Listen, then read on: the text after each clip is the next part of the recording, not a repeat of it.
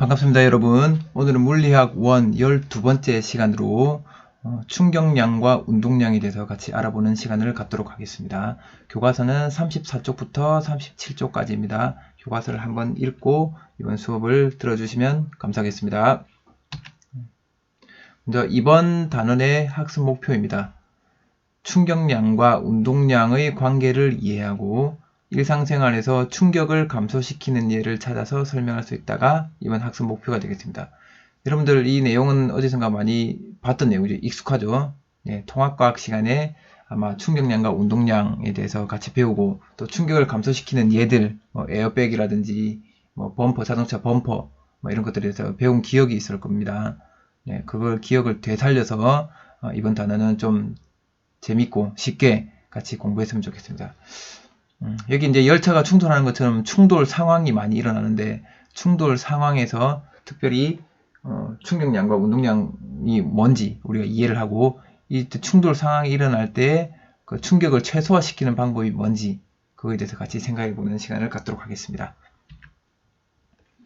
먼저 새로운 물리량이 나왔으니까 이제 이 충격량의 정의가 뭔지에 대해서 같이 알아보도록 하고 이 충격량하고 운동량하고는 도대체 무슨 관계가 있는지 우리가 배웠던 운동량이랑 무슨 관계가 있는지 같이 알아보도록 하겠습니다.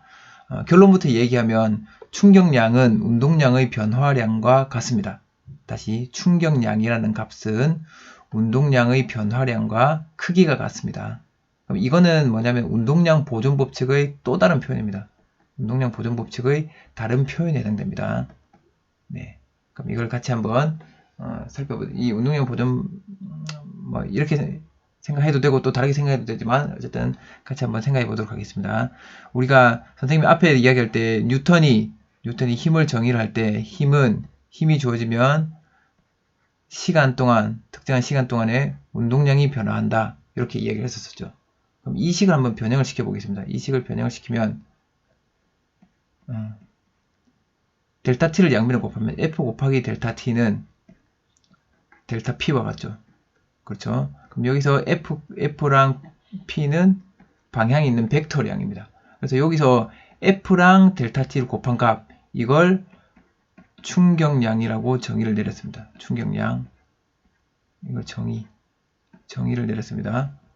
그래서 충격량은 기호로는 i로 표현합니다. i 기호로는 i 임펄스 그런 충돌 충격 이런 의미로 i 요 델타 p는 운동량 변화량이죠. 운동량 이거 델타가 있으니까 이 델타 값이 있으니까 이건 변화가 있습니다. 변화량입니다. 그래서 이 충격량은 요 식에서 뉴턴 운동 제2법칙이죠. 뉴턴 운동 제2법칙. 뉴턴 운동 제2법칙하고 같은 의미입니다. 그죠? 충격을 받으면 충격량을 특정 시간 동안에 힘을 받아서 충격량을 받으면 그 물체의 운동량이 변화된다. 운동량이 변화된다는 거죠. 운동량이 변화된다는 말은 우리가 지금 여기 질량이 변하는 예는 없으니까 속도가 변한다. 속도 변화. 속도가 변한다는 뜻입니다. 그죠? 그래서 이 델타 P는 어떻게 구하냐면 MV2에서 MV1을 빼면 되죠. 그렇죠? 나중 운동량에서 처음 운동량을 뺀 값만큼 충격량이 작용한다. 이렇게 우리가 이해하면 되겠습니다. 그래서 여러분들 여기서는 이제 충격량의 정의, 충격량은 요 힘에다가 힘이 가해진 시간을 곱한 걸 충격량이라고 했습니다. 그죠? 요 시간 델타 t. 요 힘을 특별히 뭐라고 그러냐면 충격력이라고 그러고 충격을 줄 때 주는 힘, 충격력. 그냥 힘인 거죠. 또 다른 이름을 충격력이라고 부르고 델타 t는 이거는 충돌하는 시간. 됐죠? 그래서 충격량은 어쨌든 힘이 일정한 시간 동안 작용하면 그때는 우리는 충격량을 받았다고 얘기를 하면 되겠습니다. 됐죠? 힘이 특정 시간 동안 작용했다. 그러면 그때는 충격량을 받았다라고 이해를 해도 된다는 것입니다. 됐나요? 다음 넘어가겠습니다. 그러면 다시 요 충격량은 힘에다가 델타 t를 곱한다 그랬으니까 그럼 힘하고 시간하고 그래프를 우리가 그려볼 수 있겠죠. 어떤 물체가 시간 t 동안에 충격력 F를 어떻게 받았는지 그릴 수 있겠죠. 그러면 일단 이렇게 일정한 충격력을 받았다. F라는 일정한 충격력을 받았다. 시간 t 동안에. 그럼 이 아래 그래프 아래 면적은 뭐를 의미할 까 면적이 의미하는 거는 면적은 가로 곱하기 세로니까 F 곱하기 요 T죠. F 곱하기 T. 힘 곱하기 시간 하면 뭡니까? 힘 곱하기 시간은 이건 바로 충격량이죠. 충격량. 그렇죠. 그래서 힘하고 시간 그래프에서 그래프 아래의 면적은 충격량에 해당됩니다. 그럼 만약에 충격력이 이렇게 아니고 물체가 충돌하게 되면 처음에는 힘이 하나 작용한다. 충돌하기 시작하면 힘이 점점 올라가다가 어느 순간에 극대화 되겠죠. 최대 힘 작용하다가 두 물체가 부딪혀서 서로 힘을 주고받는데 부딪혀서 꽉 찌그러졌다가 다시 이게 탕 튕겨 나가면서 점점 힘이 줄어들다가 더 이상 힘이 작용 안 하겠죠. 요까지가 그럼 뭐가 되겠습니까? 그때 힘이 처음 작용하기 시작한 데부터 힘이 더 이상 작용하지 않을 때까지 요때까지 걸린 시간이 충돌 시간 되는 거죠. 충돌 시간 델타 t가 되는 거죠. 그때 힘의 크기는 점점 변합니다. 그죠? 힘의 크기 계속 변합니다. 그러면 요 아래의 면적은 결국은 힘하고 시간을 곱한 요 값들을 다 더한 거죠. 작은 요 직사각형들을 다 더한 겁니다. 그래서 이 면적을 의미하는 거는 이게 바로 충격량이 되죠. 충격량. 그렇죠? 그래서 힘시간 그래프에서는 그래프 아래의 면적이 충격량을 의미하는 거다. 이걸 여러분들이 꼭 알고 있어야 됩니다. 힘하고 시간 그래프에서 그래프 아래 면적은 충격량과 같다. 그래서 이 그래프 아래 면적으로 여러분들 충격량을 찾아내야 됩니다. 알겠죠? 이 그래프를 해석할 줄 아셔야 됩니다. 다음으로 넘어가겠습니다. 그리고 여기 이제 평균 충격력에 대해서 있는 평균 충격력.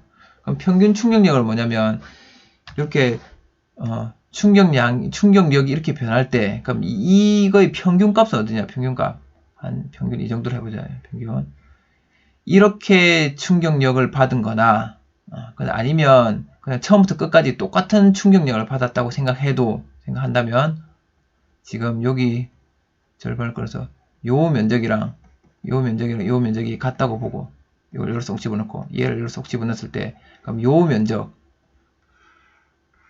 요 파란색 면적하고 요 빨간색 면적하고 같아지는 요 힘이 있겠죠. 요 힘. 이걸 우리는 평균 충격력이라고 부릅니다. 평균 충격력. 됐죠? 그럼 이 평균 충격력은 어떻게 구하냐? 평균 충격력은 요 그래프 아래 면적을 보면 이게 충격량이죠. 그럼 보통 물체가 충돌할 때는 일정한 힘을 받아서 충돌하지 않거든요. 그렇죠. 두 물체 충돌, 아까 이야기했지만 두 물체가 충돌하면 이렇게 변하는 힘을 받고 충돌하게 됩니다. 그럼 그때 요 면적을 구하면 이게 충격량이 되고 이 충격량을 충돌 시간으로 나누면 결국은 충격량 I를 델타 T로 나누면 이게 바로 평균 충격력이 되는 거죠. 평균 충격력. 했죠? 이 평균 충격력의 시간을 곱하면, 이 두 개를 곱하면 충격량이 나오니까. 됐죠? 그래서 요 값도, 그러니까 요 직사각형 면적 구하는 거죠, 이게. 그래서 이렇게 해서 평균 충격력을 구하고, 이 평균 충격력이 작아지면, 평균적으로 내가 받는 힘의 크기가 작으면, 어떻겠습니까? 나는 뭐 덜 아픈 거지. 덜 아픈 거고, 내가 가진 물체는 덜 깨지는 거고, 우리 자동차는 덜 부서지는 거고. 그렇죠? 그렇게 되는 겁니다. 그렇죠? 평균 충격력을 줄이는 게 중요하죠. 충돌 상황이 있을 때는 평균 충격력을 줄여 나가야 됩니다. 알겠죠?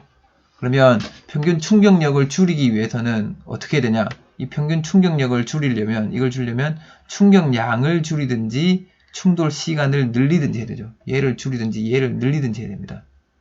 내가 받는 피해를 줄이려면, 평균 충격력을 줄이려면, 그럼 충격량이라는 건 뭐하고 같다 그러냐면 운동량 변화량과 같다 그랬죠. 그렇죠? 그럼 내가 부딪혔을 때의 운동량 변화량이 적으려면 내가 부딪혔을 때 운동량 변화량이 작으려면, 그죠? 그러면 처음 내 속도가 작았으면 되죠. 내가 천천히 달리다가 부딪혔다. 그러면 내 운동량 변화량이 작겠죠. 그래서 이제 과속을 하면 안 되는 거고, 빨리빨리 너무 빠르게 움직이면 안 되는 거고, 그 다음에 충돌 시간을 길게 만들면 됩니다. 내가 부딪히는 그 시간을 길게.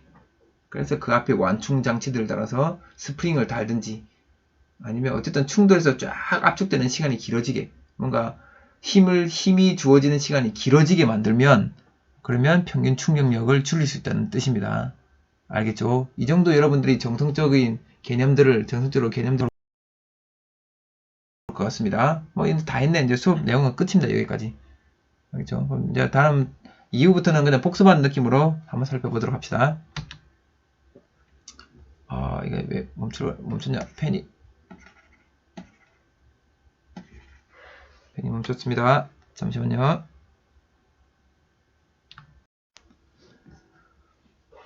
자, 그럼 아까 우리 금방 이야기 나눴던 것처럼 힘 시간 그래프에서 힘 시간 그래프와 평균 충격력을 같이 알아보도록 하겠습니다. 어떤 물체가 이 야구공하고 야구 빠다가 이게 충돌하면, 이렇게 서로 충돌을 하게 되면 서로 힘을 주고받습니다. 그죠? 충돌하게 되면 야구공은 야구 배트에 이쪽으로 힘을 주고 야구 배트는 야구공에 이쪽으로 힘을 주게 됩니다. 이 힘의 크기는 같습니다. 작용 반작용 힘으로 힘의 크기는 같습니다. 그럼 이때 이 힘의 크기가 어떻게 되냐? 이 힘의 크기는 이렇게 처음에는 충돌하기 전에는 힘이 적용 안 하다가 충돌 딱 하는 순간부터 점점 힘이 증가하겠죠. 어느 순간 막 커졌다가 다시 힘이 분리됩니다. 이제 분리돼서 탁 완전 힘이 주어지지 않을 때까지, 요때까지가 바로 충돌이 일어나는 시간들이죠. 이걸 충돌 시간이라고 그러고, 요 그래프 아래의 면적을 충격량이라고 불렀습니다. 그죠? 근데 요 그래프랑 이 곡선 그래프랑 요 직선 그래프랑 면적이 같다면 그러면 우리는 이렇게 힘이 변하면서 주어졌다고 생각하지 않고 그냥 이 힘이 일정하게 주어졌다고 생각해도 상관없겠죠. 그럼 어쨌든 받은 충격량은 같으니까. 그럼 이때 요 힘을 평균 충격력이라고 했습니다. 그죠? 됐나요? 그래서 이 평균 충격력은 어떻게 구하냐면 이 충격량을 요 충돌 시간으로 나누면, 이 그래프의 면적을 구해가지고 이걸 시간으로 딱 나눠버리면 이 평균 충격력을 딱 구할 수 있는 거죠. 평균 값을 딱 구할 수 있는 거죠. 전체 값에서 충돌 시간을 탁 나누면 평균적인 충격력을 딱 구할 수 있다는 게 우리가 앞서 살펴봤던 내용입니다. 그러면 두 물체가 충돌하는 경우에 이제 여러분들이 잘 이해했는지 한번 확인을 해볼 건데, 두 물체가 충돌하는 경우에 다음 질문들에 대해서 답을 한번 해봅시다. 여기는 질량이 작은 m이고 여기는 엄청 질량이 큰 라지 m짜리가 옵니다. 여기는 작은 승용차, 여기는 엄청 큰 덤프트럭, 둘이 달려오다가 부딪혔다. 꽝 부딪혔다. 자, 두 물체가 이렇게 충돌할 때, 두 자동차가 충돌했습니다. 충돌하는 동안 두 물체가 받는 힘, 충격력의 크기는 누가 더 큰 힘을 받게 될까요? 요 트럭이 더 크니까 트럭은 힘을 덜 받고 승용차는 힘을 더 많이 받을까요? 아니죠. 힘의 크기는 같죠. 얘가 받는 힘이나 힘의 크기는 같죠. 왜냐하면 충돌하는 순간 얘가 얘한테 힘을 이렇게 승용차에게 F라는 힘을 주면, 이것도 파란색으로 쓸까? F라는 힘을 주면 요 승용차도 트럭을 이쪽으로 F라는 힘으로 반작용 힘을 주게 되는 거죠. 그래서 이 두 힘의 크기는 같습니다. 결국은 충돌할 때는 서로 작용한 힘이 같은 거죠. 힘의 크기가 같은 거죠. 그렇죠. 이거는 작용 반작용 법칙에 따라서 충돌하는 순간 서로 주고받는 힘의 크기는 같습니다. 그렇죠. 그러면 충돌하는 동안 두 물체가 받는 충격량의 크기하고 방향은 어떨까요? 승용차 같은 경우는 승용차하고 트럭하고 받는 충격량 크기는 일단 같을까요? 아니면 다를까요? 승용차가 더 피해를 많이 보니까 충격량이 더 크나? 그런 건가요? 트럭은 피해가 덜하니까 충격량이 작은가요? 아니죠. 둘이 충격량 같습니다. 왜냐하면 둘이 부딪 충돌하니까 두 물체가 충돌하니까 얘가 서로 작용하는 힘의 크기는 같다 그랬고 서로 충돌하는 시간은 충돌 시간도 같죠. 충돌 시간도. 왜냐하면 두 물체 서로가 이 두 개가 충돌하는 거니까 얘들의 충돌 시간 당연히 같겠죠. 충돌 시간 같다. 그러면 충격력도 같고 충돌 시간도 같으니까 이 두 개를 곱한 값인 충격량 크기는 당연히 같겠죠. 그렇죠? 그럼 승용차는 근데 충격량의 방향이 어느 방향입니까? 충격량도 방향이 있는 벡터 값이죠. 그럼 충격량 방향은 충격력 방향과 같습니다. 그죠? 그럼 이 승용차의 경우에는 이쪽 방향, 왼쪽 방향으로 마이너스 방향, 여기를 플러스 방향 할게요. 마이너스 방향으로 힘을 받으니까 승용차의 충격량 방향도 마이너스 방향이고 덤프트럭의 충격량 방향은 플러스 방향이 되겠네요. 그러면 두 물체가 맞는 충격량 크기는 같지만 하지만 방향은 반대게 되죠. 반대. 이 방향은 힘 방향하고 같죠. 힘 방향. 그렇죠? 됐나요? 요거 지금 선생님이 이야기한 게 이거 엄청나게 중요한 개념들입니다. 이런 걸 여러분들이 잘 바로 잡고 가지 않으면 이런 충격량하고 운동량 문제에서 충돌 문제에서 많이 헷갈립니다.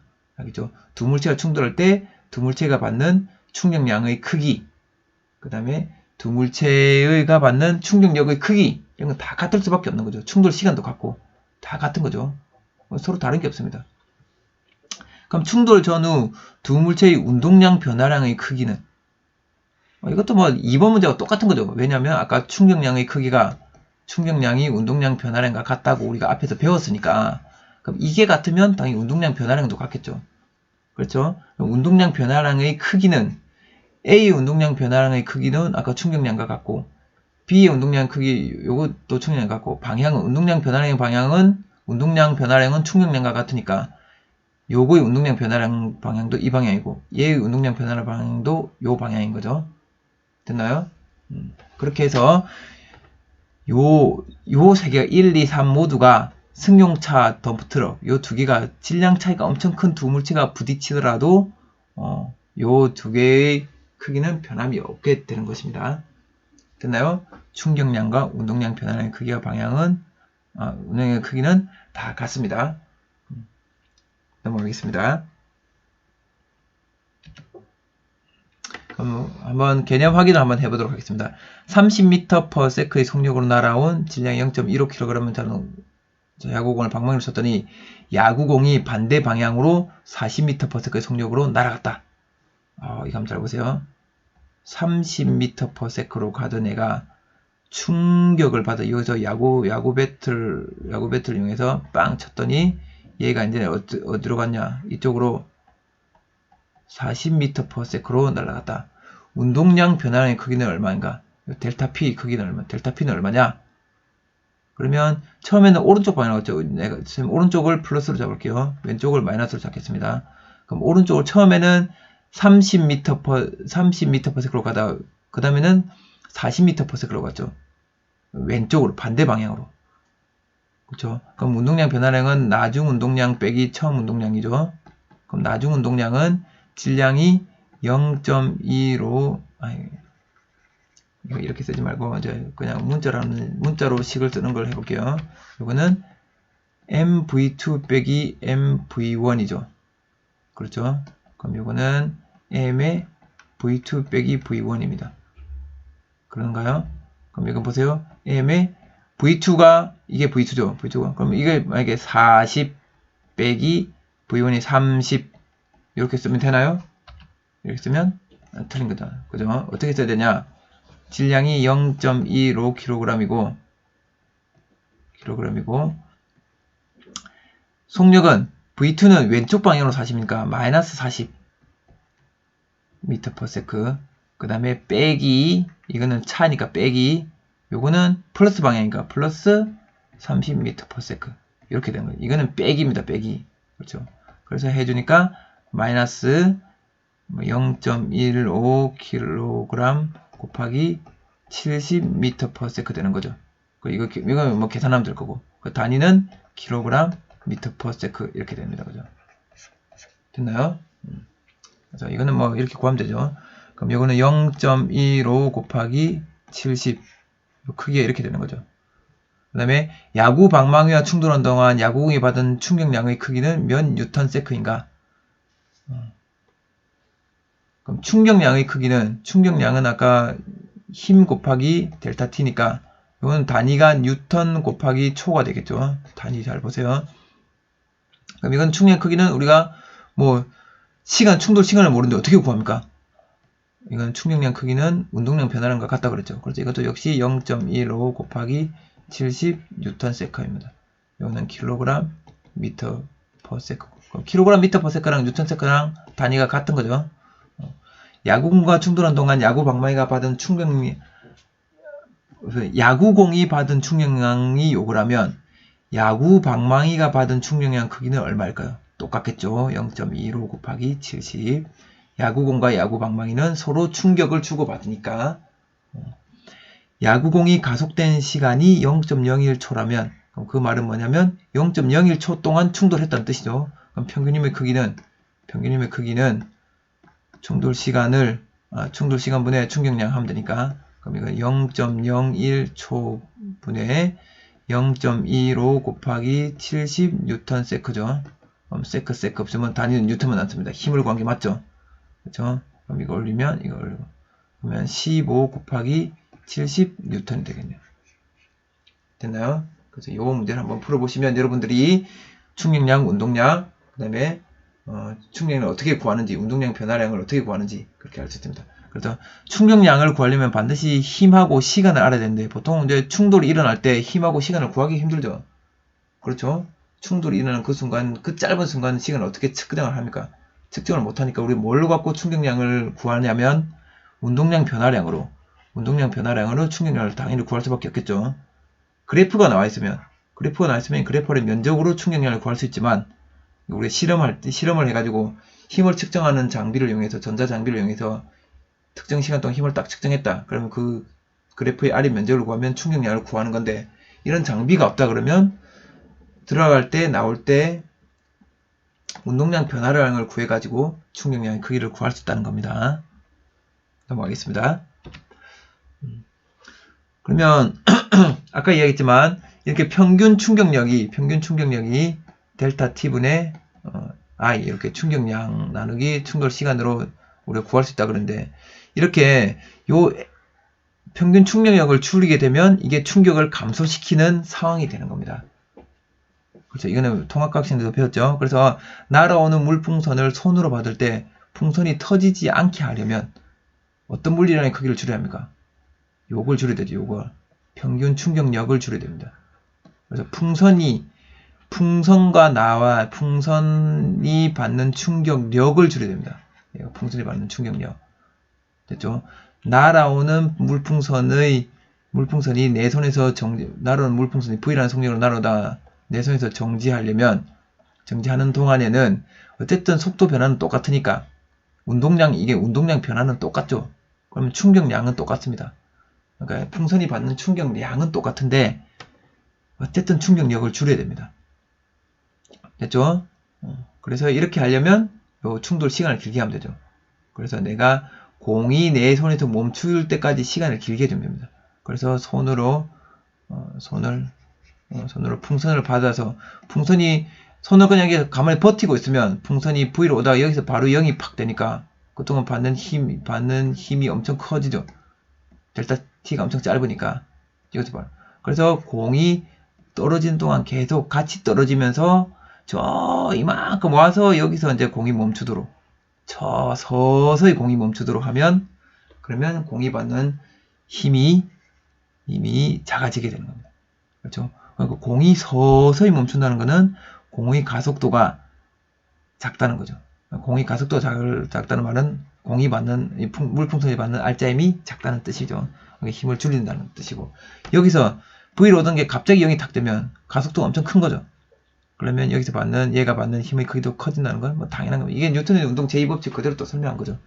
그렇죠? 그래서 우리가 뭔가 충돌이 일어날 때는 충돌 시간을 길게 만들어줘야 됩니다. 옛날에 선생님 이거는 우리가 같이 오프라인으로 하면 이거 설명할 때 되게 설명하기 쉬운데 이게 뭐 같습니까?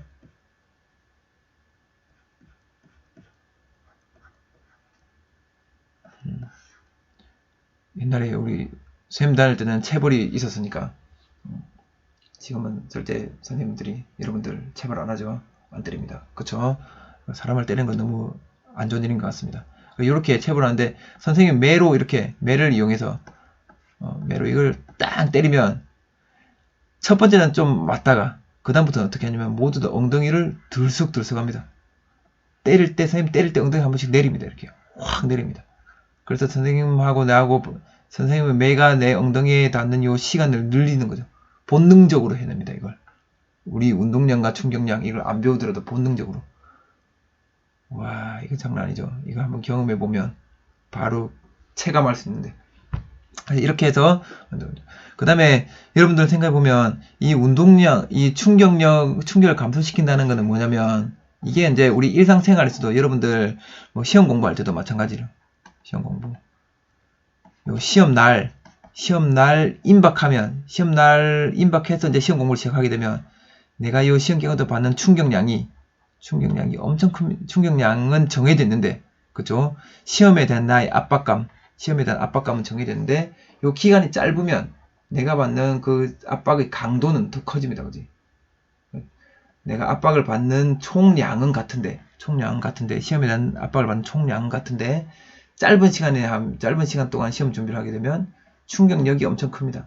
그래서 시험 준비도 좀 늘려서 우리가 충격량과 충격량하고 충격력을 줄이는 법을 배웠으니까 요 시험에 대한 충격량은 정해져 있는 거고 그죠? 시험에 대한 부담감은 정해져 있는 거고 여기에 대한 여러분들의 충격력을 줄이기 위해서는 준비를 좀 오래전부터 그래서 지금 선생님이랑 같이 수업을 하는 이 순간부터 시험 준비를 한다 생각으로 천천히 조금씩 하다 보면 총 받는 여러분의 그거 부담감은 똑같지만 그날 나눠서 받으니까 좀 이렇게 좀 충격이 덜 하겠죠.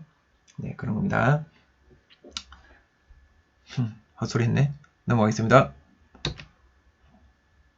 그러면 충격을 감소시키는 예, 아까 우리가 이제 살펴봤지만 이걸 이제 그래프로 나타내 보면 충돌 시간이 짧을 때랑 충돌 시간이 길 때랑 보니까 요 그래프 아래 면적이 같으려면 이 그래프의 면적이 같다는 말은 충격량이 같다는 거죠. 그러려면 이 충격 자체가 달라져야 됩니다. 얘는 평균 충격력이 한 이 정도 될 거고 얘는 평균 충격력이 이 정도 되는 거죠. 근데 여기도 보다시피 얘는 이 정도 큰 충격력으로 짧게 끝냈고 얘는 작은 충격력으로 길게 간 거죠. 그렇죠? 그래서 나는 아픈 게 싫다. 나는 부딪혔을 때 아픈 게 너무 싫다. 그러면 작은 힘으로 길게 고통을 받으면 되는 거고 나는 그냥 맷집이 강하다. 나는 크게 한 방 맞고 빨리 끝내겠다. 뭐 그런 경우가 있는 거죠. 그다음에 뭐 권투 경기에도 보면 잽을 뭐 작은 잽을 계속 오랜 시간 동안 맞으면 처음 하는 방 맞을 땐 별로 충격이 크진 않지만 이게 계속 누적이 되다 보면 그러니까 처음에는 작은 힘으로 잽해서 작은 힘으로 조금씩 해서 엄청 오랫동안 받으면 얘가 받는 충격량은 이만큼 되는 거죠. 그러니까 한 방 크게 막는 거하고 똑같은 거죠. 그래서 권투에서 이기는 방법이 한 방 크게 해서 KO 시키든지 아니면 계속 잽을 날려서 계속 충격이 쌓이게 하는 거죠. 쌓이게 해서 결국은 똑같은 충격량을 받아서 어쨌든 쓰러지게 만드는 그렇게 경기하는 또 스타일도 있습니다. 그러면 여러분들은 이제 주변에서 평균 충격력을 줄이는 장치들 한번 찾아보고 우리 오프라인으로 등교 계약해서 만나면 이런 평균 충격력을 줄이는 장치들 여러분들 모든 활동을 못하니까 2인 1조로 해서 그런 장치들을 만들어서 실제로 이제 실험도 해보고 얼마나 충격을 줄일 수 있는지 같이 알아보는 시간을 갖도록 하겠습니다. 오늘 수업 내용을 정리하겠습니다. 수업 내용은 오늘 충격량과 운동량과의 관계를 먼저 알아봤습니다. 충격량하고 운동량은 이런 관계가 있었죠. 설명 안 할게요. 우리는 이과니까 이제 식만 보면 알겠죠. 힘, 시간 그래프를 해석해 보았습니다. 그래서 힘하고 시간 그래프를 그렸을 때 이 그래프 아래 면적이 의미하는 게 그래프 아래 면적이 의미하는 거는 뭔지 이 그래프 아래 면적이 요거라는 걸 알았죠. 충돌 시간과 평균 충격력은 어떤 관계가 있었냐? 평균 충격력은 충돌 시간분의 충격량 이렇게 구했죠. 그래서 평균 충격력하고 충돌 시간은 반비례했습니다. 반비례. 그럼 충격량이 일정할 때 충격력을 줄이기 위한 장치들. 그래서 요걸 충돌 시간을 길게 만드는 거죠. 길게 만들기. 그래서 충돌 시간을 길게 만드는 장치들을 여러분 한번 주변에 찾아보세요. 지금 막 생각난 게 뭐냐면 번지 점프 할 때. 번지 점프 생각해보세요. 번지 점프. 여기인데 다리에다가 고무줄 매달죠. 고무줄. 고무줄 매달아서 빵 합니다. 여기를 만약에 고무줄 아니라 그냥 밧줄 매달면 다리 뽑히겠죠. 그런가요? 고무줄 매달아서 사람이 이제 이렇게 됐다. 이렇게 됐을 때 됐어요. 그 다음에 얘가 이제 고무줄로부터 충격을 받겠죠. 충격을 받을 때 쭉 늘어나니까 충격을 받는 이 시간이 길어집니다. 그래서 얘 다리가 받는 힘이 크게 작지만 이게 밧줄이라면 막 내려도 갑자기 줄이 탁 힘을 줘서 갑자기 탁 멈추게 되면 그럼 다리가 팍 뽑힙니다. 그죠? 작용하는 힘이 엄청 크기 때문에 큰일 나죠. 그래서 고무줄 같은 걸로 번지 점프하는 줄로 사용하는 겁니다. 스포츠와 관련된 용품들의 충격을 줄이기 위한 장치들이 많이 있으니까 한번 꼭 찾아보길 바랍니다. 다음 시간에는 운동량과 충격량과 관련된 문제를 같이 풀어보는 시간을 갖도록 하겠습니다. 오늘 고생 많았습니다.